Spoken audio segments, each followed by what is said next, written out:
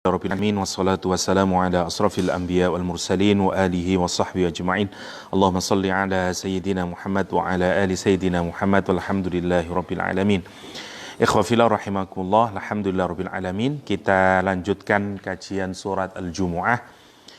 Kemarin kita terakhir di ayat yang keempat sebenarnya, tapi kita ngelihat lagi ayat yang ketiga secara cepat dan empat. Ada beberapa hal yang penting, ada hadis yang ingin saya kaji. Kita lihat dulu. Umatnya Nabi Muhammad SAW digambarkan di surat Al-Jumu'ah terdiri dari dua kelompok. Satu, mereka yang hidup bersama Rasulullah SAW, dan ayat keempatnya, ayat ketiganya wa akharina minhum, dan orang-orang yang selain mereka, selain dari orang Arab. Makna yang pertama, ada yang menafsiri wa akharina minhum, karena minhumnya dirujukkan kepada orang Arab, akharinnya dirujukkan kepada kaum Ajam, non-Arab. Jadi wa akharina minhum maknanya adalah non-Arab. Ya. Dan memang kalau kita perhatikan akharina minhum seakan-akan menunjukkan secara clear kepada kita bahwa Nabi diutus tidak hanya kepada orang Arab tapi juga non-Arab. Itu yang pertama. Yang kedua, ini dilihat dari apa yang direkam oleh Imam Bukhari misalnya.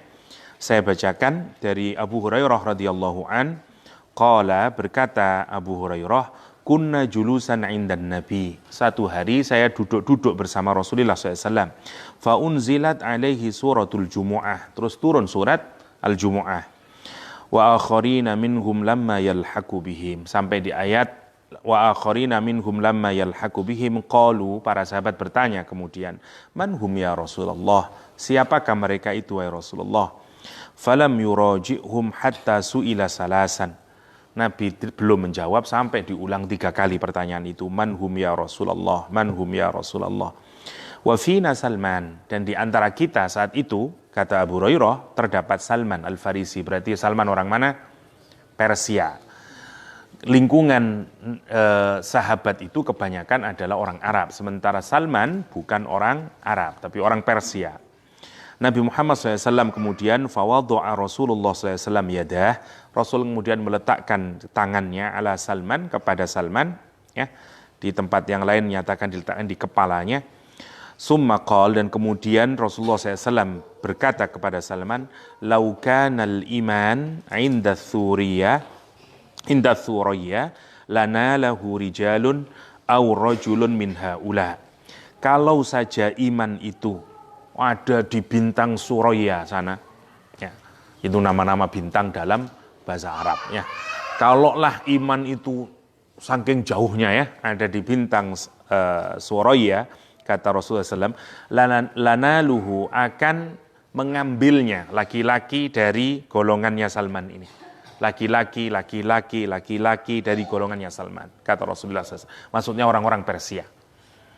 Lah, hadis ini untuk menunjukkan bahwa yang dirujuk Nabi adalah orang-orang di luar Arab, ya. Tetapi juga sebagian menunjukkan ini keutamaannya orang-orang Persia juga.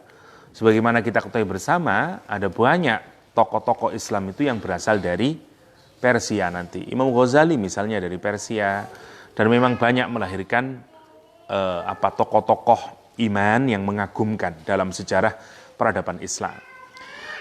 Ibnu Katsir misalnya menjelaskan bahwa karena Nabi, pernyataan Nabi ini kemudian dijelaskan dengan sikap Rasulullah SAW yang mengirimkan surat ke berbagai negeri, ya, ke Persia, ke Romawi, dan itu menunjukkan makna dari akharina minhum. Sehingga akharina minhum itu maknanya adalah ke seluruh orang-orang di luar non-Arab,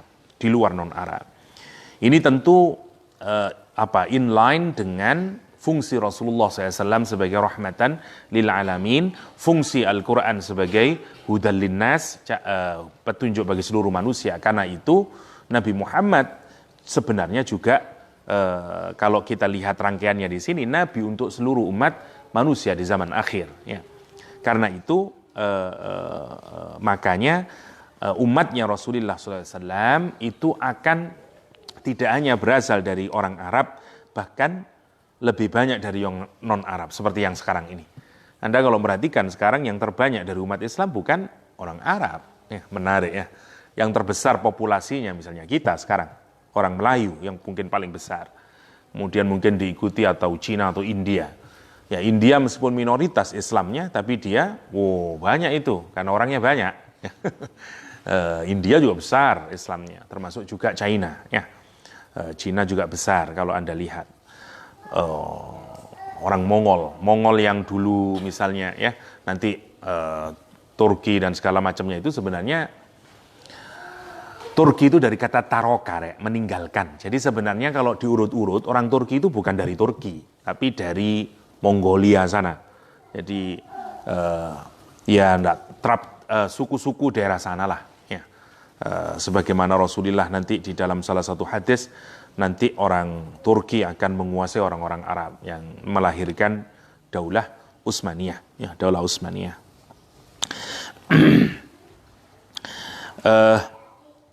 Ada juga yang menafsiri misalnya hadis Rasulullah SAW yang menarik. Misalnya saya bacakan dari Sa'id As-Sa'idi, Sahal bin Sa'id As-Sa'idi, qala Rasulullah SAW, inna fi aslabi rijalin min ashabi rijalan min wa nisa'an min ummati yadkhuluna al-jannah bighairi hisab. Summa qara'a wa akharina minhum lamma yalhaqu bihim. Alhamdulillah ya. Kata Rasulullah SAW, sesungguhnya di dalam sulbi laki-laki dari sahabat-sahabatku ini. Ya, nanti dari sulbi dari laki-laki dan perempuan. Ya. Setelah Rasulullah SAW, terus anak cucunya terus sampai yaumul kiamah nanti, kata Rasulullah SAW, min ummati, dari umatku, Masya Allah ya, ini yang menarik ya, nanti akan ada sulbi dari sulbi dari laki-laki dan perempuan, berarti dimanapun saja ini nanti, selama dia umatnya Nabi Muhammad SAW. Ada apa kata Rasulullah SAW? Ada yadkhulunal jannah bi ghairi hisab.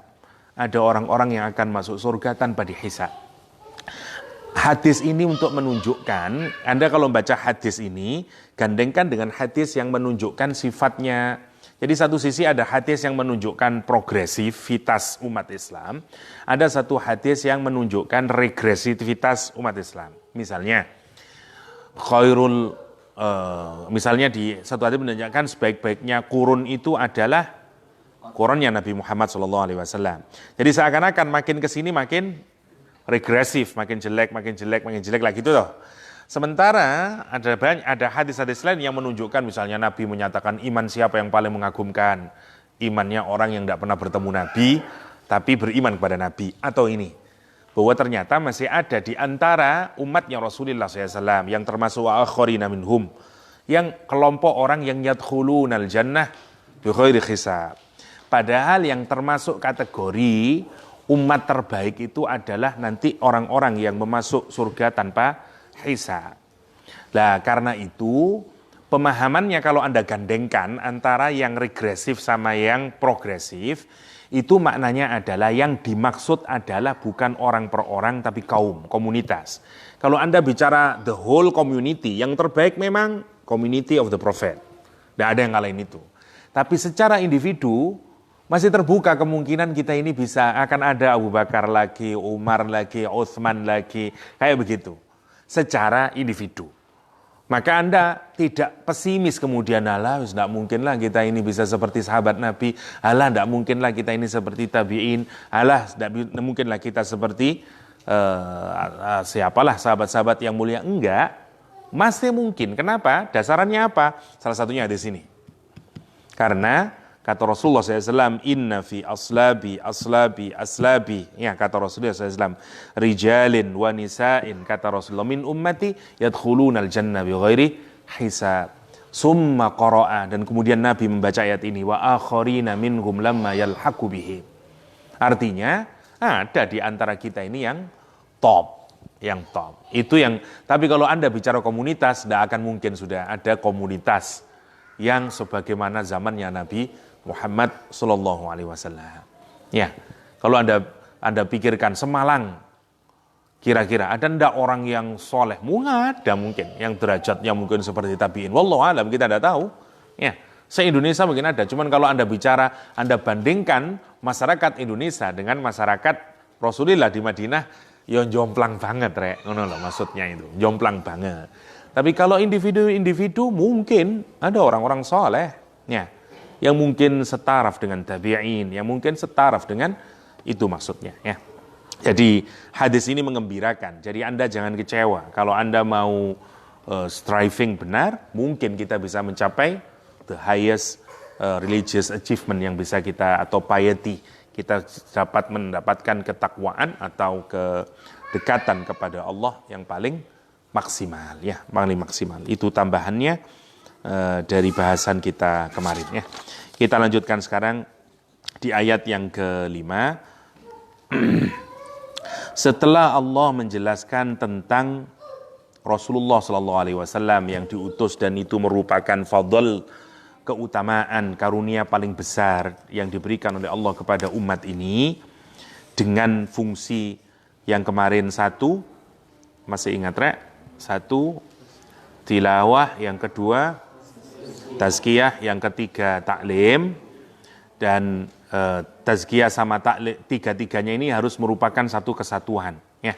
Jadi kalau kita pikirkan, ya, sebenarnya karunia terbesar sampai Allah menyatakan dzalika fadlullah yu'tihi may yasha, diberikan kepada siapa saja kata Allah, wallahu dzul fadlil azim. Ya, ini kalau Anda pikirkan diberikan oleh Allah kepada siapa saja yang mau mengikuti metodologinya ini. Jadi karunia Allah paling besar itu kalau Anda pikirkan selalu berkaitan dengan Al-Qur'anul Karim. Di surat Ar-Rahman, karunia terbesarnya yang diawali adalah Al-Quranul Karim. Di surat Al-Jumu'ah yang disebut dengan dzalika fadlullah. Kenapa? Karena Allah mengutus Nabi Muhammad. Dan kenapa Nabi Muhammad? Karena Nabi Muhammad punya fungsi yatluna kitab. Ya, jadi sebenarnya kaitannya dengan Al-Quran. Lagi-lagi kita ini diingatkan terus-menerus oleh Al-Quran, ya, bahwa karunia yang paling besar yang diberikan Allah kepada kita ini Al-Quran. Sayangnya yang menarik, kita ini tidak merasa Quran kalau mau jujur sebagai karunia yang paling terbesar. Gini ya, kalau saya kasih rawon dan Anda tahu nikmatnya rawon dan pecinta rawon, Anda akan appreciate apa yang saya berikan. Ya dah, atau jangan rawon lah, terlalu rendah. Misalnya saya kasih Anda apalah mobil katakanlah, ya, kuncinya, ya. Kemudian saya kasih hadiah satu berupa mobil baru Grass, ya. Dan Anda mengimpi-impikan mobil, Anda cinta sama mobil. Kira-kira you appreciate enggak dengan pemberian saya? You ngasih apresiasi yang baik. Terus saya juga ngasih berlian sama Anda 2 kilo misalnya, ya. Tapi Anda enggak tahu kalau itu berlian. Anda anggap itu cuma sebongkah batu yang ya oke lah mungkin. Tapi Anda tidak punya apresiasi yang baik karena Anda tidak tahu berlian itu. Padahal kalau berlian itu Anda tahu, Anda bisa jual, you bisa beli 1000 mobil yang saya kasih di awal. Katakanlah, ya. Sekarang kalau saya memberikan yang dua-duanya, kalau Anda tidak tahu berlian, apakah Anda akan memberikan apresiasi yang terbaik kepada berlian? Ya enggak. Lopo Pak ya kok ngei watu ngene gilani, ya. Dek kali akeh koyo ngene Pak, mari ngono. Dan Anda tidak akan apresiasi. Satu, Anda tidak akan letakkan di tempat yang paling terbaik. Itu terserah di pojok mana lah. Ya, Anda tidak akan terus-menerus melihatnya dan seterusnya. Tapi kalau mobil dan Anda tahu dengan mobil, senang Anda. Pagi dicuci, dielus sama Anda perhatian. Berat sedikit mobilnya, berat sakitnya. Ya, seperti Anda beli sepeda motor baru, ya. Kotor aja, merasa nggak enak hati itu, Masya Allah, ya. Kalau motor masih baru, ada kotornya, cuci Anda, nggak kelihatan bagus. Kenapa? Karena Anda tahu harganya. Oke, Anda tahu meaningnya itu, Anda tahu harganya, bahwa dia priceless sebenarnya. Sekarang value-nya Anda tahu. Sekarang Anda bayangin, Allah itu di dalam Al-Quran berkali-kali mengingatkan kepada kita karunia paling terbesar Al-Quranul Karim. And yet, apresiasi kita tidak maksimal terhadap Al-Quranul Karim. Masya Allah ya. Padahal Rasulullah SAW menyatakan, La tatasawwadul Quran. Don't turn your Quran into your pillow. Ya. Jangan jadikan Quran menjadi bantal gulingmu. Untuk apa? Relaksasi maksudnya. You relax saja sama Quran. Seperti apa? Wisada, seperti bantal gulingmu. Nyantai saja. Tidak serius, kata Al-Quranul Karim. Tidak boleh. Kita ini suruh serius sama Al-Quranul Karim. Wabshuhu, sebarin Al-Quran. Wataghannauhu, beautify Al-Quranul Karim. Ya. Dan suruh watsluhu haqqa tilawatih. Bacalah dengan sungguh-sungguh bacanya. Ana al-laili wa ana an-nahar. Di malam hari, di siang hari, kata Rasulullah SAW. Watadabbaruhu, dan tadabburilah dia. Ya. La'allakum turhamun. Ya, sebagaimana di dalam hadis. Rasul menyatakan kita, la tatasawwadul Quran. Ya. Jangan rileks dengan Al-Quranul Karim. Kenapa? Karena itu sesuatu yang sangat besar dari anugerah Allah SWT. Lah sekarang, hal yang kita harus lakukan terhadap Al-Quran itu 3 itu tadi. Tilawah, terus tazkiyah, terus taklim. Sekarang tilawah, oke lah. Ini tugas Rasulullah SAW yang terus diikuti oleh kita ya. Yang paling penting sebenarnya yang 2 terakhir ini. Purification sama learning. Ya, purification sama learning. Nanti Allah mencontohkan ayat kelima itu, contoh komunitas yang tidak melakukan yang di tengah. Dia learning, tapi nggak ada purification. Purification itu, hanya akan bisa dilakukan kapan? Kalau Anda melakukan isinya dari learning itu. Jadi kalau Anda learning, terus Anda melakukan isinya, itu akan punya impact kepada proses namanya purifikasi.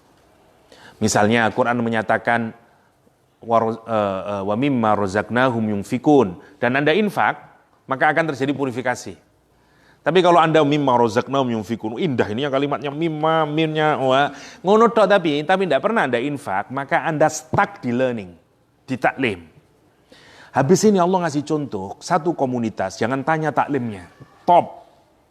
Allah menggambarkan mereka itu dengan alladzina ya'rifuna. Orang-orang yang tahu, orang-orang yang ahli, orang macam-macam Al-Quran menyatakan. Ini orang alim semuanya, yaitu orang Yahudi. Sampai digambarkan tangannya ini penuh dengan tinta. Kenapa? Karena mereka engage di dalam proses learning secara serius. Nanti dan Quran menggambarkan dengan gambaran yang jelek banget di ayat ini. Seperti khimar yang membawa tumpukan buku di punggungnya. Bukan berarti dia tidak tahu, persoalannya adalah dia tidak mengamalkan. Orang yang tidak mengamalkan, pada hakikatnya sesungguhnya dia tidak tahu. Ya, lah, mari nanti ini menjadi renungan kita, apakah kita ini mengikuti the step of Jewish tradition? Ya, terus saja stuck di learning, terutama kita di kampus. Ya, kalau kita di masyarakat atau kita di pesantren, kemungkinan besar proses ini berjalan dengan cukup lumayan lah, cukup baik ya. Learning sama purification ini, tazkiyah sama taklim. Nah, kampus itu biasanya proses tazkiyahnya itu tidak muncul. Dan itu buat kritik kita semuanya. Ya. Apakah itu Ustaz akhirnya tidak ada keberkahan? Sampean pikirin sendiri ya. Salah satu, nanti berkahnya itu semuanya, berkahnya itu. Berkahnya tidak hanya urusan duniawi, terutama urusan akhirat, dan seterusnya. Ini yang harus Anda mau belajar dimanapun, pastikan itu ada. Ya, 3 ini, komponen ini tidak boleh hilang. Ya. Tilawah, tazkiyah, sama taklim. Jadi setelah, menarik ya ayat ini ya, jadi setelah Al-Quran menyatakan seluruh makhluknya Allah SWT itu bertasbih. Tasbih itu puncak dari apa, Puncak dari ilmu pengetahuan. Anda kalau sudah punya ilmu dan mengamalkan ilmunya, ujungnya adalah Anda bertasbih. Ya dah. Cuman bedanya ada orang yang taat kepada Allah itu karena di design and program by Allah SWT.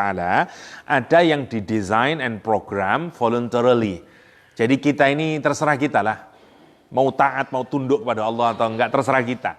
Kenapa? Karena kita diberikan kemerdekaan. Kenapa kemerdekaan? Karena Anda adalah terbaiknya makhluk. Samalah, ya. Kalau Anda masih kecil, ya, Anda tidak pernah ditanyain sama orang tuanya. Misalnya, untuk urusan makan aja tidak ditanyain biasanya kalau kita masih kecil. Udah dihidangkan makanan. Tapi kalau Anda dewasa, Anda sudah mulai ditanyain. Makan apa, Mas? Karena apa? Karena otak Anda sekarang dianggap Anda sudah dewasa. Anda diberi pilihan. Ya, dan seterusnya. Ya, Anda diberikan kemerdekaan. Allah itu menciptakan kita sebagai makhluk yang paling terbaik. Anda dianugerahi akal, Anda dianugerahi segala macamnya ya. Hati dan segala macamnya. Dan anugerah itu punya tanggung jawab, Oke, karena Anda punya akal yang sangat cerdas, punya otak, punya macam-macam, maka Anda diberikan kebebasan. Itu turunannya begitu. Turunannya. Anda sekarang bebas Anda. Ya, tapi mestinya kalau Anda mengerti, maka mestinya akal, otak dan segala macam itu mengarahkan kepada tasbih, taat kepada Allah SWT, gitu maksudnya. Tetapi kemudian ada banyak orang yang meskipun dikasih modal yang sangat maksimal, dia tidak bisa tasbih. Itu yang menarik. Kenapa bisa begini ini? Nah, lihat, Allah mengawali ya, lihat, indah sekali ya surat ini. Diawali dengan semua makhluk bertasbih kepada Allah. And you manusia, you spesial. Karena kamu makhluk yang paling termulia. Aku kasih hardware-nya semuanya sekarang, lengkap. Tak kasih software-nya. Nabi Muhammad diturunkan, dikasih Al-Quran, metodenya sudah dijelasin. Ada 3 metode itu. Sekarang mestinya Anda akan, kalau Anda maksimal, mestinya Anda akan melebihi bahkan malaikat. Bahkan Anda bisa mengalahkan tasbihnya malaikat. Kenapa? Karena Anda tidak sukarela. Karena Anda tidak terprogram. You sukarela. Gitu. Yang sukarela itu top, Itu kalau Anda dipaksa mencintai seseorang, itu biasa aja. Tapi kalau Anda sukarela, itu yang istimewa. Itu yang istimewa. Lah, Allah sekarang sudah ngasih caranya ya. Sekarang kita diperlihatkan ada kelompok orang yang mengambil tapi ada salah. Dan jangan sampai kita ngikutin itu. Itu ayat selanjutnya ya. Kita lihat sekarang. Al-Quran menyatakan, Mathalul ladzina hummilut Taurah. Perumpamaan orang-orang yang membawa Taurat, kitab Allah SWT. Ya, ini saking lagi-lagi sayangnya Allah buat kita. Ya, Allah ngasih tahu, tapi sudah dikasih metodenya, tapi kamu jangan sampai ya seperti kelompok yang ini.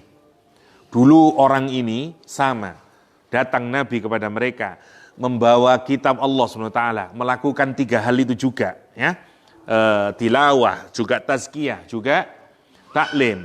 Tetapi apa yang terjadi pada mereka? Mereka ini digambarkan oleh Al-Quran seperti orang yang membawa Taurah, summa lam yahmiluha kamasalil himar. Dan mereka tidak membawa,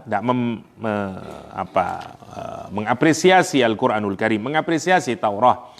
Ini perumpamaan mereka seperti apa? Seperti himar, yahmilu asfara, yang membawa asfara. Asfara itu Alkitab, kitab yang berasal dari nabati, berasal dari kayu dan segala macam. Kalau Anda bikin yang dari kertas namanya sifrun, jamaknya asfar. Ya. Jadi ya orang Arab dulu menamakan. Jadi kalau bahannya itu dari nabati namanya sifr. Kalau tebal banget ya maka disebut dengan asfar. Karena itu biasanya dimaknai dengan kutub. Ya. Jadi ini biasanya dibedakan dengan kitab sama asfar adalah kalau dia kitabnya tebal-tebal. Orang Yahudi sampai detik hari ini, sampai detik hari ini, very knowledgeable, sangat knowledgeable, sampai detik hari ini. Anda kalau melihat Nobel, berapa orang Yahudi yang bisa mendapatkan ilmu itu, yang mendapatkan hadiah Nobel. Dan ini adalah mbah-mbahnya mereka ini, yang digambarkan oleh Al-Quran. Sampai dalam urusan agama, sampai detik hari ini. Kalau Anda lihat kesarjanaan Yahudi, Masya Allah. Sampai mempelajari agama. Kalau Anda tokoh-tokoh yang mempelajari Islam, yang sangat itu, rata-rata backgroundnya orang Yahudi. Awalnya. Menarik ya kalau Anda pikirkan itu. Tapi kata Al-Quranul Karim, mbahnya dulu itu, lam yahmiluha kamathalil himar yahmilu asfara. Nah sekarang kalau himar membawa buku, apa yang terjadi? Himar ada di punggungnya, tapi kira-kira himar bisa ngambil manfaatnya? Tidak bisa ngambil manfaatnya. Kenapa? Karena dia tidak paham. Meskipun itu lekat pada dirinya. Ini gambaran dari orang yang mempelajari sesuatu, terutama mempelajari kitab Allah Subhanahu wa taala, dia tahu panjang pendeknya, dia ini dan segala macamnya, dia faham maknanya, tafsirnya, tapi dia tidak mendapatkan dan tidak mengamalkan isi dari kandungan itu. Sehingga seakan-akan digambarkan seperti khimar yang tidak mengambil manfaat dari kitab yang dia bawa sendiri. Masya Allah ya kalau kita pikirkan. Itu yang digambarkan Al-Quran dengan kamasalil himar yahmilu asfara. Cukuplah kalimat ini sebagai kalimat yang nyesek di dada kita ini. Kalau kita belajar tapi kita tidak terapkan. Ya, tidak kita terapkan. Kita ini berharap semoga semua ilmu yang kita miliki atau yang Allah kasih kepada diri kita ini, semua kita mampu ngamalin. Tidak jadi pengetahuan yang nggak ada gunanya nanti ya di ujungnya. Kata Allah SWT, bi'sa masalul qaumil ladzina kadzdzabu biayatillah. Itulah seburuk-buruknya contoh dari komunitas. Lihat, Al-Quran menggambarkan sekarang komunitas ya. Kalau tadi komunitas Nabi adalah komunitas yang terbaik ya. Sekarang kita ngelihat itulah seburuk-buruknya komunitas. Jadi jahiliyah sama komunitasnya orang yang tahu tapi tidak beramal, lebih jelek mana? Lebih jelek komunitas yang tahu tapi tidak beramal. Masya Allah ya, ini yang menakutkan ya. Ini yang menakutkan. Dan kalau kita mau jujur, apakah umat Islam sekarang sudah kayak begini? Iya kalau mau kita lihat, ada sekian banyak orang Islam hari ini yang sudah kayak begitu, yang punya ilmu tapi tidak beramal dengan ilmunya. Ya dah, Masya Allah ya. Kata Ibnu Katsir, la yadri ma fiha, dia enggak tahu apa yang ada di dalamnya. Ya. Wa la yadri ma alaih, Masya Allah. Karena itu kata dia, bahkan Ibnu Katsir menyatakan hafidhuhu lafdhan walam yafhamuhu. Ya, dia menghafalkan alfabetnya, huruf-hurufnya, dia menghafalkan ayat-ayatnya, tapi dia tidak paham. Bagaimana dia mau beramal? Masya Allah kata Al-Quran, kata Ibnu Katsir ya, itu wala amilu bimuqtadah, karena itu dia tidak beramal dengan apa yang disibal. Kata Ibnu Katsir ini ya, bal awwaluhu wa harrafuhu wa baddaluhu, akan tapi dia melakukan takwil atasnya karena tidak paham itu, dan dia melakukan perubahan di dalamnya, dia melakukan tahrif, ganti-ganti, fahum aswa halan minal hamir, kata Ibnu Katsir ya. Dan itu adalah seburuk-buruknya keadaan, buruk-buruknya sikap ya, dari khimar. Itu masih jauh lebih buruk daripada khimar. Kenapa? Li'annal himar la fahmalah, karena khimar memang tidak faham. Wa haula'i lahum fuhumun, tapi mereka ini punya kefahaman. Lam yasta'miluha, kan tapi mereka tidak beramal dengan apa yang mereka fahami. Ini yang menakutkan ya, ini yang menakutkan. Kan itu Allah berkata dengan ulaika kal an'am bal hum adhal, kalau di surat Al-A'raf. Dan di ayat ini Allah menyatakan bi'sa matsalul qaumil ladzina kadzdzabu biayatillah. Masya Allah ya. Ini jangan sampai kita kayak begini nih. Ini kesalahannya kenapa? Karena tidak ada tazkiyah, tidak ada tazkiyah. Nanti kita lihat kenapa kok tidak ada tazkiyah. Nanti kita lihat urutannya ya. Kata Allah, ini orang yang mendustakan. Lihat kalimat yang dipakai. Alladzina kadzdzabu biayatillah. Quran bukan menyatakan dzalika bi'sal masalul qaumil ladzina kafaru biayatillah. Bukan kafaru, kafaru itu dipakai kalau you enggak tahu dan Anda mengingkari. Anda tutup kemudian. Tapi kalau kadzdzabu, Anda mendustakan. Kalau Anda mendustakan sesuatu, sebelumnya berarti Anda tahu gitu. Apalagi dikasih tasdid di sini, Anda mendustakan tidak sekali, berkali-kali Anda mendustakan. Udah tahu itu dele, you bilang tempe. Ya. Masya Allah kalau kita bilang ya. Itu masalul qaumil ladina kadzabu bi ayatillah. Wallahu la yahdil qaumadh dhalimin. Orang yang kayak begini ini nanti tidak dapat hidayah itu. Fungsi Quran yang jadi hidayah kemudian nggak berarti, tidak jadi hidayah. Kenapa? Karena mereka zalim. Ini definisi juga orang yang zalim, orang yang punya ilmu tapi dia tidak beramal dengan ilmunya.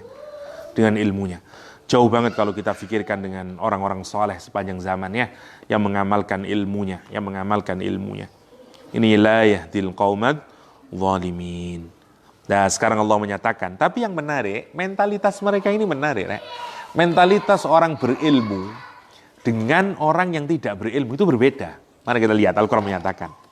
Masih kelompok yang sama. Allah menyatakan, kul katakan Muhammad, ya ayyuhalladzina hadu, hei orang-orang Yahudi. In za'amtum, jika kalian menyangka dengan sangat kuat, ya, annakum awliya'ulillah. Kalian itu adalah kekasih-kekasihnya Allah SWT. Min dunin nas, ya, fatamannawul maut in kuntum shadiqin. Kata Allah SWT, jika kamu itu menyangka Anda itu adalah kekasihnya Tuhan, maka tamannawul maut, berkeinginanlah untuk segera mati aja. Ya, saya terjemahkan bebas ya. In kuntum shadiqin, jika kalian itu benar-benar orang yang benar dengan asumsimu, dengan za'amtum tadi, dengan keyakinanmu. Ini orang Yahudi ini karena dia punya ilmu, dia punya tafsirnya sendiri. Yang tadi disebut Ibnu Katsir sebagai takwil, tahrif, tabdil. Ya. Sehingga mereka itu dengan pemahamannya merasa bahwa enggak apa-apa. Allah masih sayang kok sama saya. Meskipun saya tidak begini. Ini bukan penyakitnya orang bodoh loh, penyakitnya orang yang punya ilmu. Anak pesantren, hati-hati juga.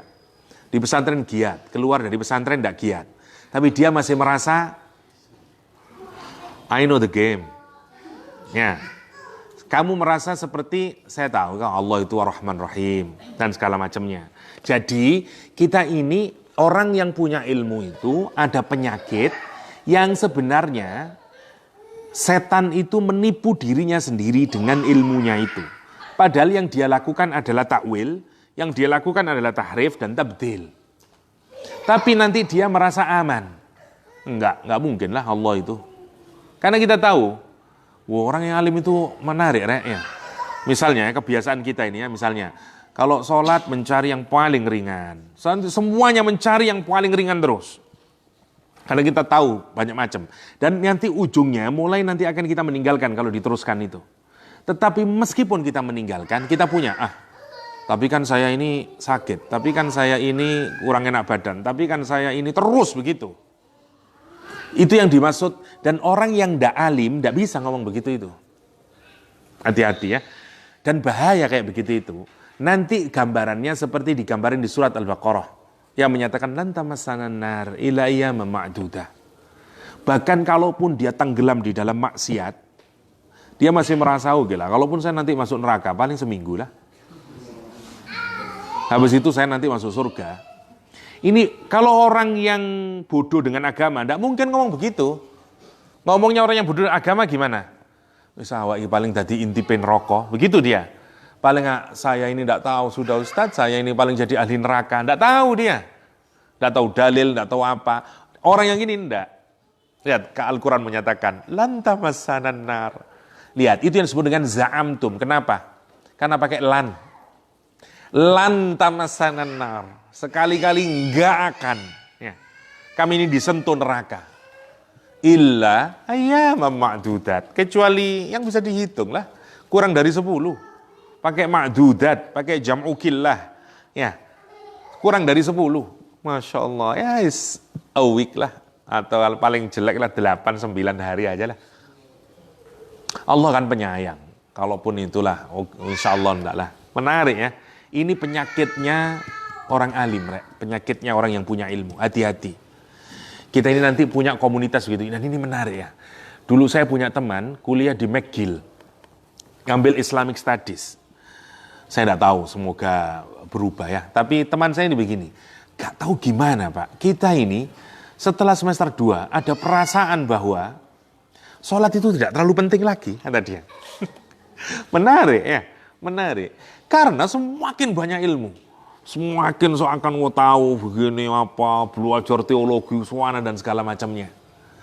Mestinya orang itu tambah ilmu, tambah apa? Makanya kita tidak boleh melupakan 3 ini. Tilawah, tazkiyah, taklim. Tilawah, tazkiyah, taklim. Ini tidak boleh berubah. Once kita lupa, tidak pakai metodologinya Nabi, hancur kita. Itu Rek.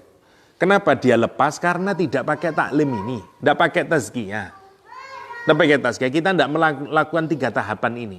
Akibatnya bahaya. Akibatnya bahaya. Learning itu penting, tapi tazkiyah juga penting, tilawah juga penting. Ini yang saling mengkritik. Teman-teman jamaah tabligh selalu mengkritik orang yang selalu belajar. Satu sisi saya benarkan jamaah tabligh. Kenapa? Karena jamaah tabligh kata dia, belajar terus kapan dakwahnya? Kapan kamu sacrifice? Ya, di jalan Allah SWT. Tapi amal terus tidak punya ilmu juga salah.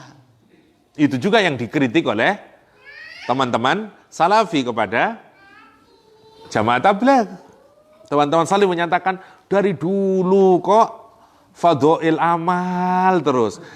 Kayaknya ilmu dalam Islam itu sedikit misalnya. Sama, dan itu dua-duanya sebenarnya kurang tepat. Kenapa? Karena mestinya ilmu dan amal harus saling bersatu. Tazkiyah dan taklim. Tazkiyah dan taklim bukan untuk menyalahkan golongan dalam Islam ya, enggak. Saya ini di masyarakat sampai orang menggambarkan seperti itu ya. Ini yang harus kita pikirkan berkenaan dengan penyakitnya orang yang belajar tapi tidak beramal. Bahaya itu. Sampai ujungnya lihat, Al-Quran ini ngasih contoh yang paling maksimal ya. Annakum za'antum, mereka ini za'amtum annakum awliya'u lillah min dunin nas. Ya, Masya Allah, dia merasa ini keren banget, bayangin ya, keren banget. Ini bahaya ini.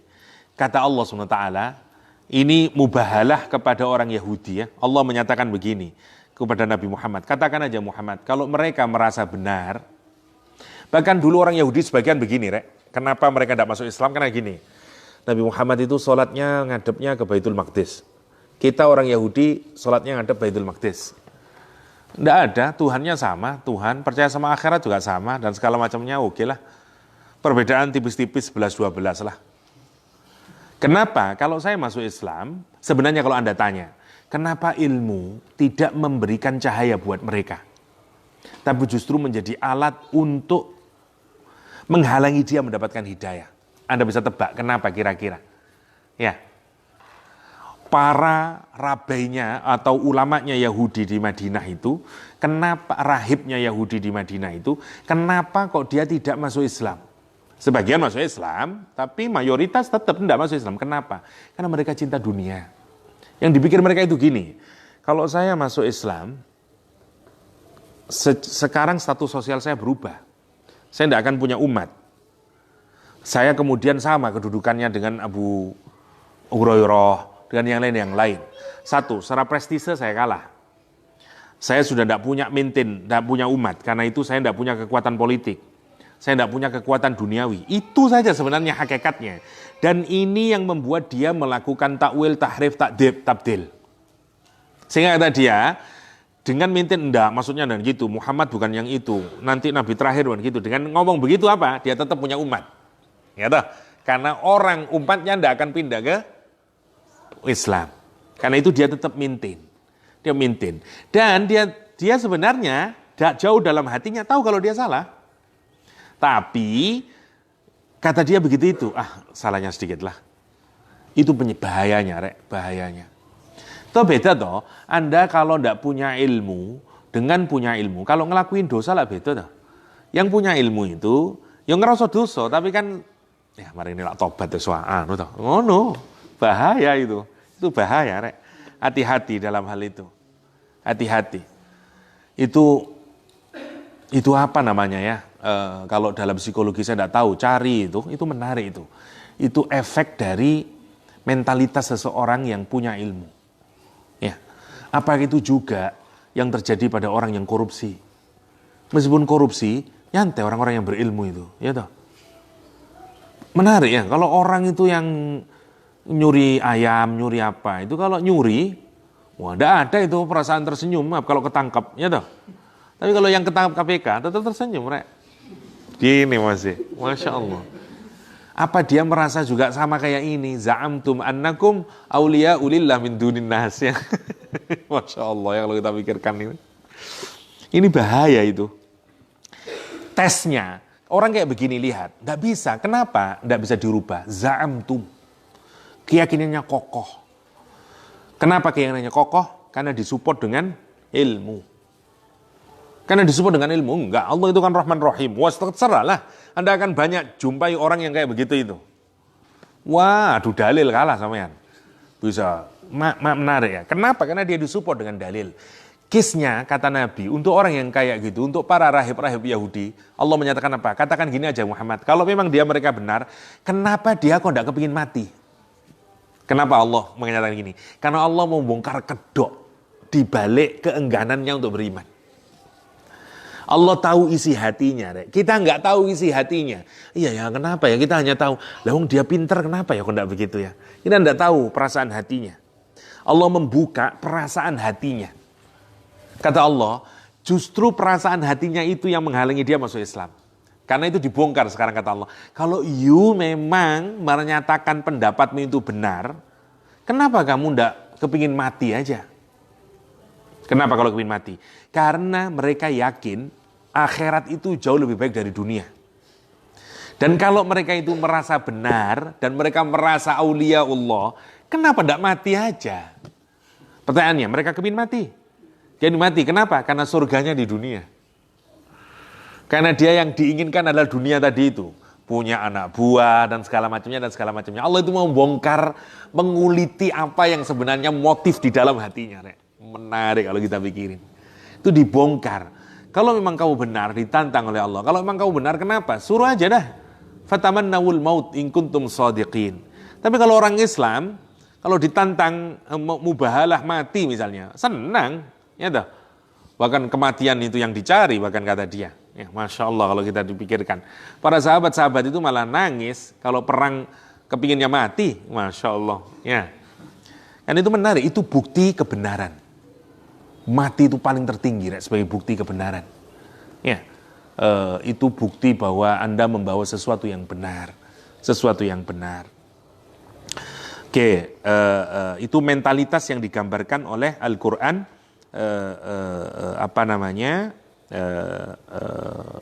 Keyakinan yang palsu sebenarnya. Lihat, Al-Quran menggunakan model mubahalah ini hampir ke semua kelompok. Ya. Kita lihat yang pertama, misalnya di surat Al-Baqarah misalnya, kalau saya tidak keliru, itu juga sama, Allah bermubahalah juga dengan orang Yahudi. Misalnya Al-Quran menyatakan, Kul in kanat lakumud darul akhirah indallahi khalisatan min dunin nas, fatamannawul maut. Ya, in kuntum shadiqin. Kata Al-Quran apa? Walayatamannahu abada. Mereka tidak pernah menginginkan, selama-lamanya mereka tidak kepingin mati. Meskipun mereka menyatakan darul akhirah itu jauh lebih baik dan segala macamnya. Tapi mereka tidak mau mati itu. Kenapa? Bima qaddamat aidihim, kata Al-Quran. Karena apa yang di-forwardkan oleh kedua tangannya. Bima disebabkan apa saja. Qaddamat, yang mereka forwardkan. Ya, aidihim, yang kedua tangan mereka forwardkan.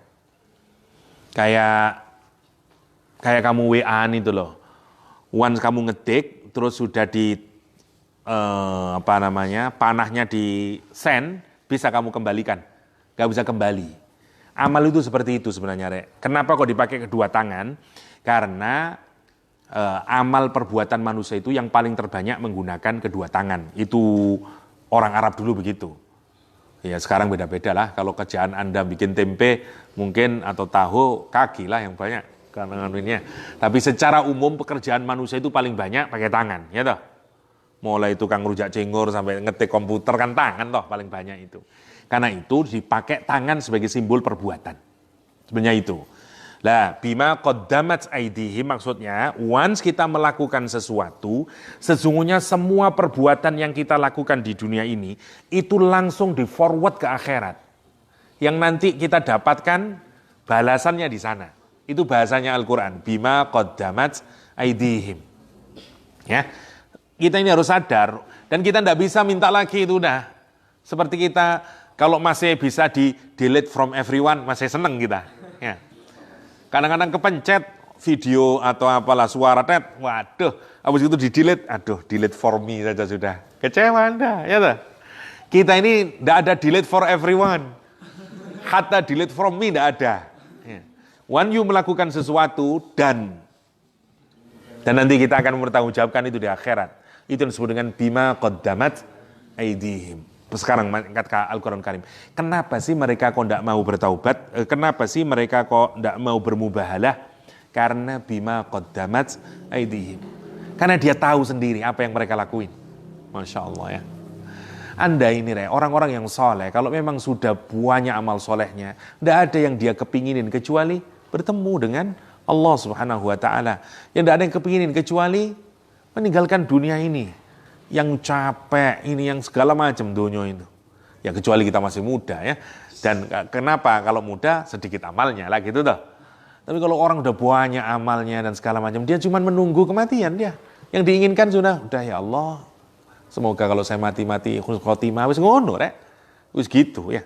Dan itu memang keinginan setiap orang yang punya iman. Tapi coba kalau kita ini masih punya banyak amal yang buruk, berani sampai mati? Nggak berani. Itu yang digambarkan oleh Al-Quranul Karim. Kalau mereka mengaku menarik, mereka ini berada pada posisi yang baik, mengaku sebagai kaki wakilnya Tuhan di bumi. Karena mereka itu ulama, warasatul anbiya'nya mereka. Akan tapi apa yang mereka lakukan? Dia hanya punya ilmu, tapi tidak beramal dengan ilmunya. Karena itu dijelekkan oleh Al-Quranul Karim. Ya, Masya Allah ya. Lihat surat Al-Baqarah misalnya. Wala yatamannahu abadan bima qaddamat wallahu alimun bidzalimin. Sama dianggap juga orang zalim. Ya, lihat ujungnya. Kenapa mereka bisa begitu?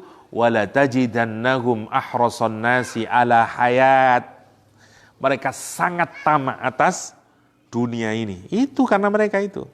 Wa minal ladzina asyraku, bahkan ketamaan mereka ini kalau mau dibandingin bahkan masih lebih tamak lagi dibanding orang yang musyrik. Dan memang menarik, Rek. Sampai sekarang ya. Orang yang paling kaya, orang mana? Yahudi. Itu kan oke lah, mereka bilang saya tidak terlalu cinta sama dunia, misalnya. Tapi itu sudah menjadi bukti konkret. Ya, mereka yang paling menguasai dunia itu. Dan paling kaya. Ya, Anda kalau tidak terlalu cinta dunia, ya tidak mungkin lah akan menjadi paling kaya. Ya toh? Weh cukup lah gitu toh. Bukan berarti kita ini tidak boleh kaya, Rek. Tapi kayalah untuk yang punya manfaat. Ada banyak orang yang sudah merasa cukup karena nanti tidak tahu dia memanfaatkan kekayaannya. Ya toh? Masya Allah. Ada banyak orang di kampung itu yang sudah merasa cukup. Sudahlah, saya sudah cukupnya rumah, udahlah. Sisanya dibuat ibadah misalnya. Tapi orang Yahudi tidak ada ceritanya begitu itu. Ya terus itu. Saya punya teman kerja di perusahaan Yahudi. Masya Allah kata dia itu, meskipun even $1 dihitung sama dia. Dalam masalah kalkulasi uang, meticulous mereka itu, meticulous. Wallahu a'lam, tapi wajar mereka menjadi sangat kaya. Kenapa? Karena memang cinta. Ya. Kalau kamu cinta sama sesuatu, pasti kamu akan terus. Ya. Bahasa at-takatsur apa? Jamaah sama ad-dadah. Ya. You ngoleksi dan ngitung-ngitung terus. Dan senang kalau sudah menghitung. Pas ngene seneng. Ya. Kayak makhrus, seneng kalau udah menghitung ya. KB kata Imran. Ya. Allah menggambarkan Masya Allah ya. Lihat Al-Quran bahkan menyatakan ya waddu ahaduhum law yu'ammaru alfasanah. Sampai mereka itu kepinginnya hidup 1000 tahun di dunia ini. Yang nanti ditiru Khairil Anwar. Aku ingin hidup 1000 tahun lagi kata Khairil Anwar. Ya. Tapi lihat menarik ya kalau kita pikirkan ini. Ini Allah menggambarkan hatinya rahib-rahibnya Yahudi. Kamu kalau mikirinnya, kok bisa Ustadz ya orang yang mengerti ilmu agama. Mestinya kan cintanya sama akhirat. Kalau Anda pikirkan. Tapi Quran menggambar ini sekoyok ini loh. Satu di surat Al-Jumu'ah seperti khimar. Di surat Al-Baqarah, kecintaannya kepada dunia bahkan ngalahin orang yang syirik sama Allah. Ini bukan karuan toh, kalau orang tidak mengenal Allah, kalau orang tidak ngerti ilmu, dia tidak cinta sama dunia, dia cinta sama dunia, make sense toh? Ya memang tidak tahu Allah Ustaz, tidak tahu akhirat. Kalau dia cinta sama dunia ya oke lah, ya memang itu istananya, itu surganya, make sense toh? Seperti Anda lihat orang apalah, mohon maaf ya misalnya China yang ateis, wajar lah, ya memang itu mimpinya. Ya, tapi kalau Anda lihat orang yang punya ilmu, alim dia, tapi kok seperti orang yang tidak ingat akhirat, itu kan menarik. Itu kan menarik. Kenapa bisa punya penyakit yang kayak begitu? Itu hati-hati. Hati-hati. Apakah ini kritik untuk para agages, ya, para mutakayye dan segala macam? Itu penting itu. Itu penting itu. Itu penting itu. Karena penyakit itu bisa muncul, bisa muncul. Antar kiai saling saingan, mobil. Menarik itu. Yang Anda tidak pernah pikirkan itu sebelumnya. Dulu para kiai dulu berlomba zuhud. Ya, berlomba, Masya Allah. Sekarang, berlomba api-apian mobil. Bahkan ada yang keren, saya tidak tahu benar atau enggak. Bahkan di Jombang ada tren baru lagi katanya. Gus-gus berlomba cantik-cantikan istri. Karena kalau haflah ada di depan semuanya misalnya, Masya Allah. Karena itu cantik-cantik istrinya para agages misalnya ya. Wallahu a'lam bener atau enggak. Tapi kan ini fenomena yang menarik kalau kita pikirkan itu. Jadi yang cinta sama dunia bukan hanya orang yang ngerti, yang enggak ngerti ilmu akhirat. Bisa orang yang ngerti ilmu akhirat. Ini penting camkan ya buat kita semuanya. Kenapa? Karena ilmu itu kalau tidak tazkiyah maka ilmu itu hanya digunakan sebagai cara untuk mendapatkan dunia. Ini buat kita semuanya ini. Karena kita ini semuanya terpelajar, ya. Kita ini thalibul ilm. Kita bukan orang awam yang ada di sana. You masuk dalam kategori ini untuk ngoreksi diri kita masing-masing.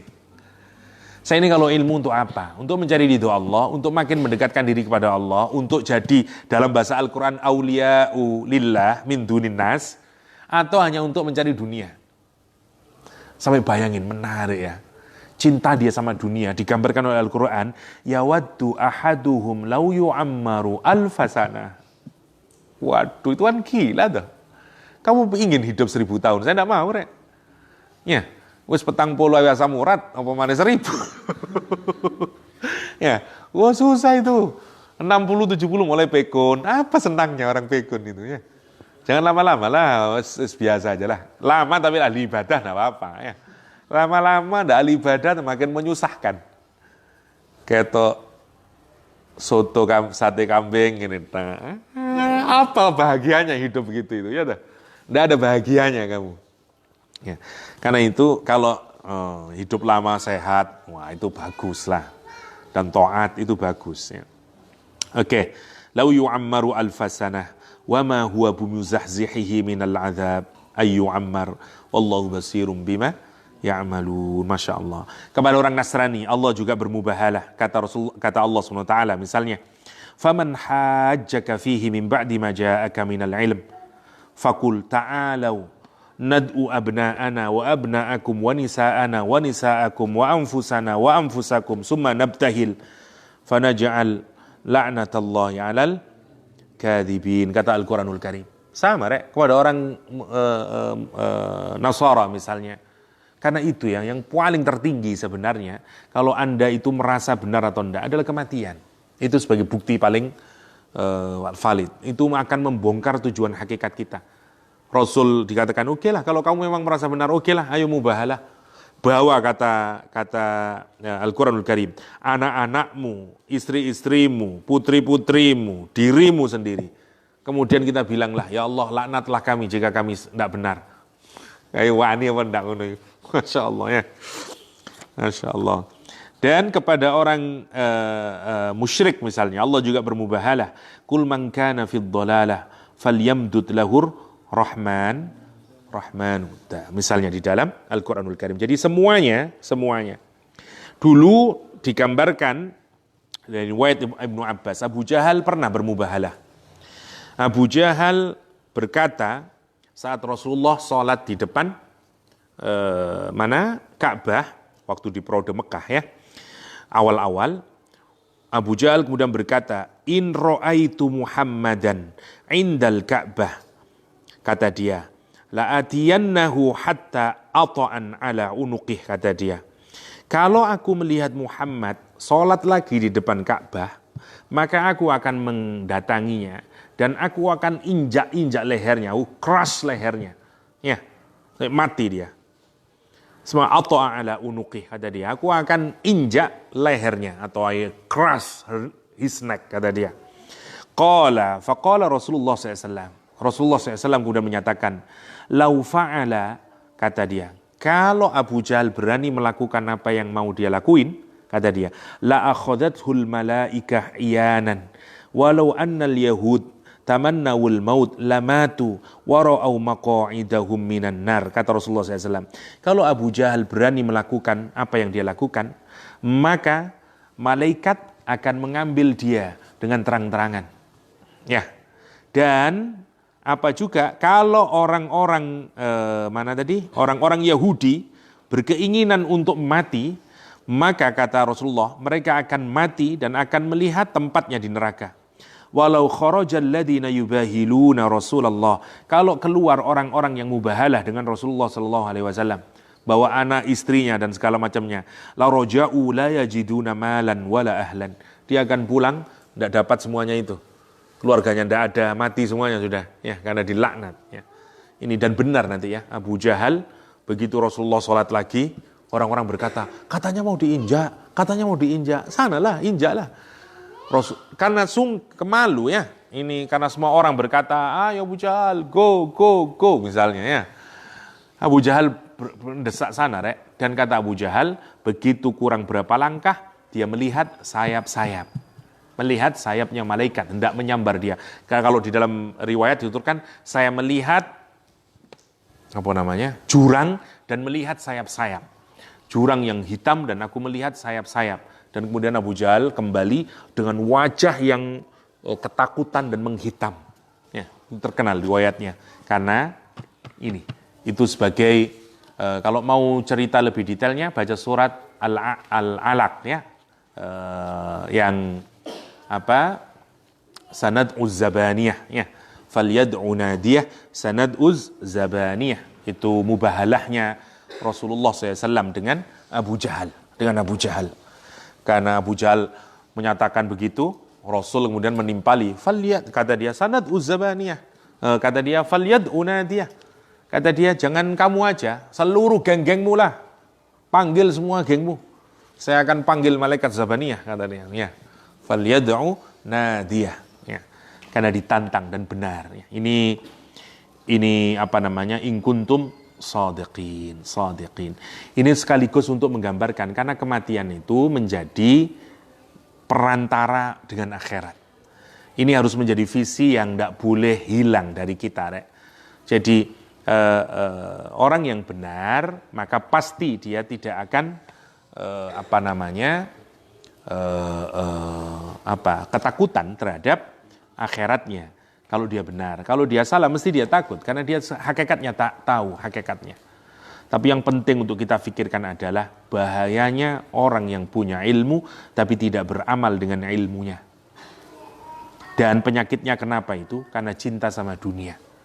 Masya Allah ya, hati-hati. Kenapa sih rek gini rek? Anda mungkin tidak bisa berpikir, Ustaz, tapi kan ilmu itu mestinya membuat dia gini rek. Orang itu kalau punya ilmu, harta datang. Dan once you mulai mencicipi harta, ini sweet. Dan nanti merubah itu nanti, ilmunya itu jadi berubah. Awalnya ilmu itu untuk apa? Dekat kepada Allah, dekat kepada surga. Gitu maunya. Kalau tidak percaya cobalah. Awalnya kamu di pesantren zuhud, alim, apal alfiyah, apal Al-Quran. Semua alim loh yes.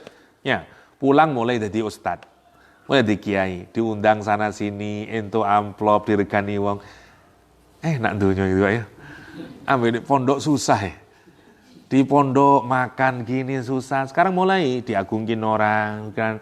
Itu prosesnya perlahan. Lama-lama kamu lupa. Lupa mengamalkan. Karena itu menarik. Kalau saya tidak keliru Yai Rory yang menyatakan. Kalaupun kamu ceramah kemana-mana, jangan lupa dengan ibadahmu sendiri. Itu menarik. Kalau tidak ada tazkiyah, nanti lupa itu. Kita hanya akan learning and learning and learning and learning. Dan terus lupa, ternyata tujuan saya learning hanyalah untuk dunia. Jadi ini tidak terjadi begitu saja, ya. Pelan itu terjadinya nanti. Dan nanti terus Anda harus mikir, ya Allah, aku terus gaya apa ilmu ini? Saya buat ngapa ini ilmu ini? Apakah ilmu ini digunakan untuk memuluskan saya mendapatkan harta ini? Yang kemudian ternyata, dan dia tahu kalau dia salah. Dia tahu kalau dia salah. Buktinya, ayo wis mati saiki wani. Oh, no. Ini yang menarik ya, ini bahayanya. Dan Anda semuanya itu nanti akan kayak begitu. Saya yakin, kita nggak tahu ya, kita nggak tahu, tapi itu yang harus, kenapa sih kita ini, caranya bagaimana agar kita lepas kayak gitu, ikuti manhajnya Rasulullah SAW. Tadi itu, tilawah, tazkiyah, taklim. Apalagi karena dari awal ini bicara apa? Community. Ya, bicara community, pentingnya apa? Punya komunitas yang baik. Yuk sudah ngikuti manhajnya Rasul. Saya tadi, ya, ikutin semuanya. Mulai apa tadi? Tilawat, tazkiyah, taklim. Tapi Anda tidak punya komunitas yang baik, rusak sampean. Percaya sama saya. Harus punya itu, suhbah salihah. Punya teman yang soleh, punya kumpulan yang baik, itu penting. Karena kita ini tidak kuat. Sampean ini baik. Contoh, saya kasih contoh lah. Yang konkret ini ya. Sampean ini soleh, tahu lah. Maunya hidup, mau zuhud. Jadi dosen UIN Malang, katakanlah. Masuk, somehow istirahat, duduk-duduklah para dosen. Satu terus cerita, waduh Pak, aku oleh tanah murah. Di sana harganya segini. Kamu diam, dok. Dengerin aja. Wow, murah ya, aku lah dengan ini. Yang diomongin dunia. Dan levelnya sama dia dengan kamu.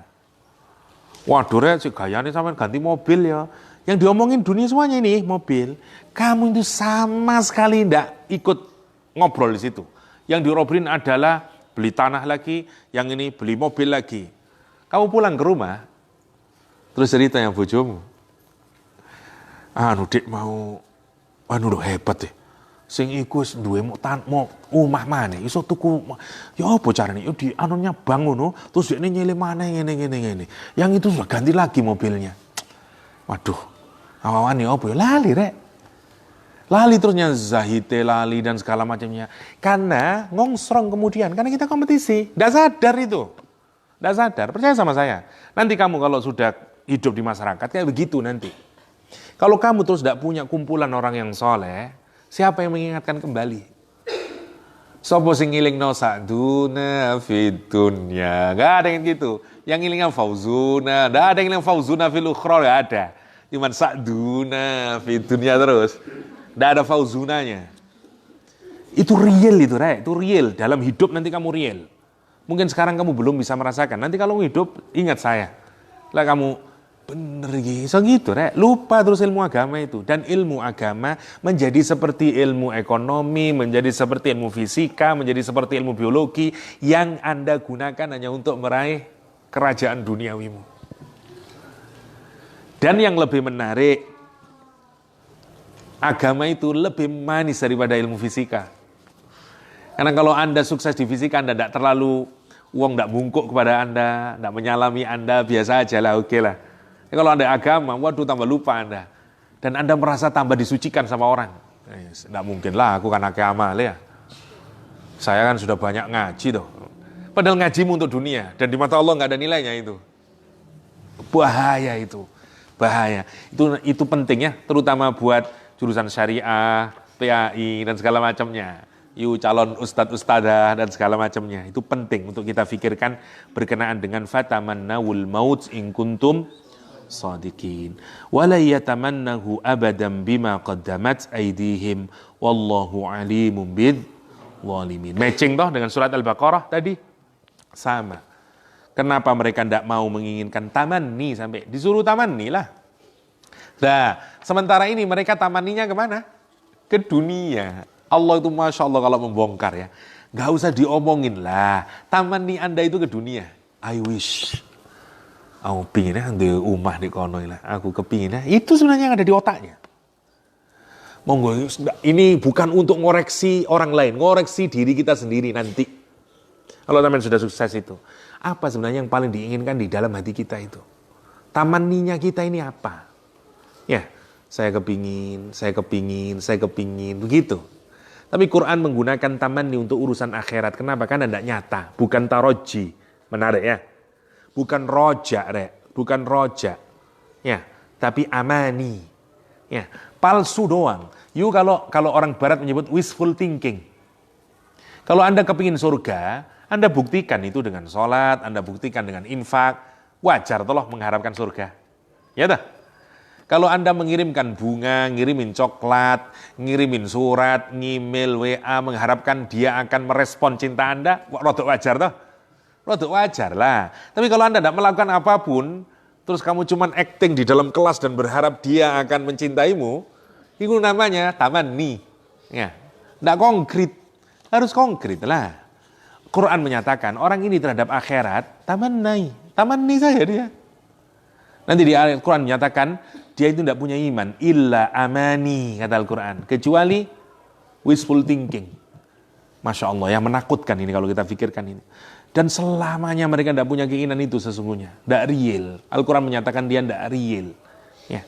Wala yatamannahu abadan bima qaddamat aydihim wallahu alimum bizzalimin. Satu ayat lagi, besok baru kita masuk ke sekarang orang Islam. Nanti ditegur. Nanti menarik ini ya. Dikasih metodologi, dikasih contoh worst case-nya. Sekarang buat kita. Yang nanti ditunjukin. Hatta umat Islam bisa niru umat Yahudi. Hatta di zaman yang paling terbaik. Komunitasnya paling terbaik. Ya.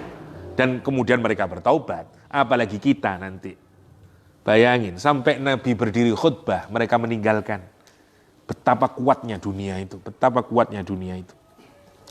Al-Quran menyatakan kul innal mautal ladzi tafirruna minhu fa innahu mulaqikum, kata Al-Quranul Karim. Ya, kul katakan innal maut, sesungguhnya kematian itu, alladzi tafirruna minhu, yang kalian semuanya lari dari kematian itu. Fa innahu, sesungguhnya kematian itu mulaqikum, dia akan menemui kalian dimanapun. Ya, Rasulullah SAW itu menarik ya, ada marfu ya. Kata Al-Quran, misalnya dalam hadis riwayat Imam Tobroni misalnya, mathalul ladzi yafirru minal maut kamathali tha'lab. Perumpamaan orang yang lari dari kematian itu seperti, kalau sekarang apalah, seperti tikus atau seperti apalah.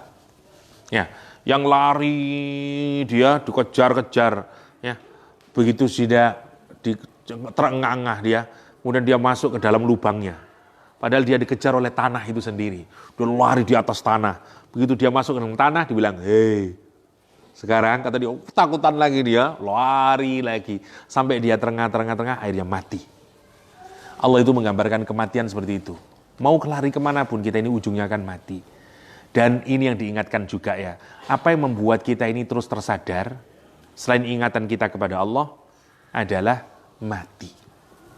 Itu obatnya kita ini tidak cinta sama dunia, rek. Orang yang cinta sama dunia tidak pernah mikir mati. Kepinginnya tadi, lau yu'ammar alfasana. Wes mengkerut, pangeran itu dudukno, ikimu mengkerut. Titik mana kon ngene, mari ngono mati. Karena dia saking tidak ingin mati, dientekno iku, ojo sampai mengkerut. Wah, dioperasi anu ngene. Berupaya bagaimana dia tidak ingat mati. Padahal tubuhnya sendiri sudah mengingatkan you akan mati. Masya Allah ya, kalau Anda pikirkan itu. Sebenarnya Allah itu kalau sekarang pikirin, kenapa kekuatan kita ini pelan-pelan diambil, agar Anda segera taubat. Anda sekarang di paling prima-primanya tubuhmu sekarang ya, 20 sampai 30 itu top-topannya tubuh lah. Wah, habis itu mulai menurun, rek. Untuk ingat apa? Kematian itu pasti. And yet, orang kalau cinta sama dunia, dia berusaha melawan itu. Wah, ya. Padahal sudah jelas itu. Sudah jelas kematian itu. Benar ya. Kulit kusut, wah siapa, jogging, apa, lawan. Masya Allah. Kalau kita pikirkan itu. Bukan tidak boleh. Tapi kalau itu dimotivasi karena Anda tidak ingat sama akhirat, itu yang salah. Itu yang salah. Ya. Itu yang digambarkan Al-Quran. Kemanapun kamu, fa innahu mulaqikum. Summa turadduna ila alimil ghaibi wa syahadah. Lihat kalimatnya Al-Quran. Kemudian setelah kamu di dalam mati, di dalam kubur, nanti kamu akan dikembalikan kepada Dia yang maha mengetahui, yang lahir dan yang batin, yang syahadah sama yang gaib. Dulu kamu menunjukkan begini, aku tahu semuanya hatimu. Dulu kamu cintanya ke siapa, aku tahu semuanya. Kata Masya Allah ya, thumma turadduna ila alimil ghaibi wa syahadah, fayunabbi'ukum bima kuntum ta'malun. Dan Allah akan mengabarkan, dan itu akan menjadi kabar yang sangat besar buat kita. Quran tidak menyebutkan sekarang, bukan khobar, ya, tapi fayunabbi'ukum. Kita akan melihat itu sebagai, ini huge. Ya Allah. Ini bukan berita kecil lagi buat kita. Nanti dia akan menjadi berita yang sangat besar. Karena akan menggiring orang tersebut kepada nerakanya Allah Subhanahu wa ta'ala. Ini bahayanya, Rek. Bahayanya kalau kita salah di dalam berilmu. Ya. Kalau kita misalnya punya ilmu tapi kadang tidak beramal dan segala macamnya, masih oke lah. Karena memang kita manusiawi. Ya. Kadang misalnya jujur, kadang ada tidak jujurnya, sombong, masih kadang ada sombongnya, dan seterusnya. Itu manusiawi. Tapi ini tipikal bukan orang yang begitu. Memang dia hanya menggunakan ilmunya untuk urusan dunia. Dan kalau kaum itu sudah kayak begitu, bahaya. Bahaya. Karena itu juga mestinya saya juga kurang setuju kalau masyarakat itu memberikan misalnya ya upah yang terlalu besar kepada para ustadz, kiai. Kalau dalam bentuk apa namanya ya, imbalan. Itu ya tetap, kiai itu, ustadz itu bukan malaikat. Ya, ada perasaan senang. Karena itu yang sewajarnya. Yang sewajarnya. Jangan juga terlalu tinggi seperti orang ngasih kepada artis. Ya dah. Kalau you mau ngasih yang lebih banyak, pastikan misalnya untuk pesantrennya, untuk apa, itu jauh lebih sehat. Itu jauh lebih sehat. Dan ini harus kerjasama ya. Tidak bisa, kita ini menjerumuskan para ustadz, para orang yang bergelut di dalam agama.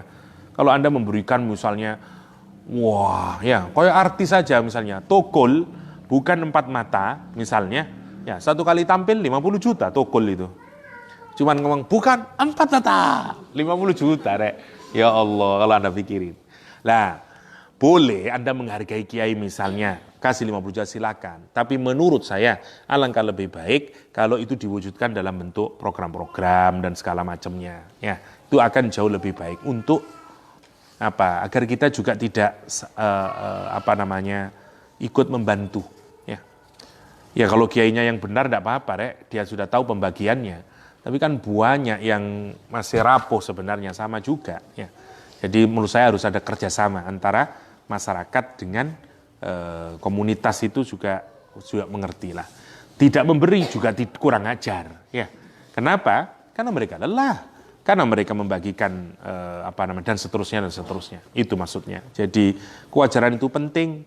Akhirnya nanti menjadi artis kalau tidak begitu. Ya, seperti yang kita dapati hari ini. Ya, kita dapati hari ini. Itu yang kemudian juga kurang baik akhirnya. Oke, kalau itu untuk maslahah, tidak jadi masalah. Ya, tidak jadi masalah. Oke, sampai di ayat ke-8 kita diberitahu contoh worst case-nya. Ini contoh ngajar yang baik. Ini Anda juga bisa bawa kemanapun, Rek. Sekali lagi ya, kalau Anda mengkaji satu surah, juga perhatikan cara Allah mendidik kita. Misalnya ini teknik, saya tidak tahu, saya bukan orang pendidikan, tapi Anda pikirkan sekarang. Ada orang mengajar dengan start dari rumus. Habis itu baru masuk case study.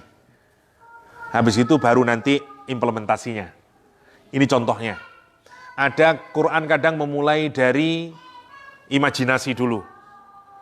Misalnya dikasih seperti sumpah dulu, dikasih permasalahan dulu, dikasih masal dulu, baru setelah itu masuk, macam-macam. Dan saya berharap kalau misalnya ada orang yang neliti tentang itu, mungkin menarik, Rek. Cara-cara Quran mengajarkan. Kalau kita di ilmu pendidikan, saya yakin kan pasti ada itu caranya guru menyampaikan ilmu. Ya, misalnya ada ice breaking dulu. Kalau PPG, yang saya ketahui ya, dulu waktu PLPG itu begitu, ada salam. Kalau kita nilai micro teaching itu ada pembukaan salam, habis itu ada ini, ada ini. Tapi kan standar itu, wis ngono terus ngajar yang baik itu. Kalau Anda lihat Quran, macam-macam caranya.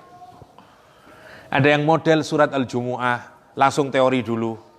Dikasih metodologi dulu, ibaratnya langsung teori dulu. FMA, nah habis itu dari kasus-kasus. Ada yang model begitu. Dan itu menarik kalau Anda pikirkan, kenapa ya Quran pakai metode yang begini. Sementara di tempat yang lain tidak pakai metode begitu. Surat Yusuf misalnya, metodenya tidak begitu. Ya, Al-Adiyat misalnya, metodenya tidak begitu. Wah, itu menarik kalau itu dikaji itu. Dan untuk tema begini, pakai begini. Ini Anda bisa menemukan berbagai model. Cara penyajian materi. Apa itu namanya kalau dalam ilmu pendidikan saya tidak tahu, tapi itu pasti menarik kalau dikaji. Caranya Al-Quran menyajikan itu. Caranya Al-Quran mengajikan. Dan itu pasti, itu yang paling terbaik. Pasti itu yang paling terbaik. Ya. Atau seperti Al-Baqarah. Padahal temanya sentralnya nanti di tengah-tengah dia. Di awal dulu. Beda lagi caranya Al-Quranul Karim.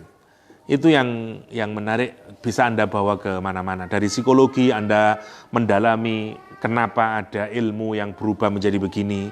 Nanti bagaimana wishful thinkingnya dia dan segala macamnya. Ada sekian banyak yang bisa Anda gali lebih dalam dengan mengkaji ayat yang surat Al-Jumu'ah. Ya. Insya Allah kita lanjutkan 9 sampai ayat terakhir berkenaan dengan kasus umat Islam. Untuk menjadi cerminan buat diri kita ya. Demikian untuk hari ini, semoga ada manfaatnya. Hadanallahu iyyakum ajma'in wa sallallahu ala nabiyyina Muhammadin wa alihi wasallam wa akhiru da'wana alhamdulillahi rabbil alamin. Wassalamualaikum warahmatullahi wabarakatuh.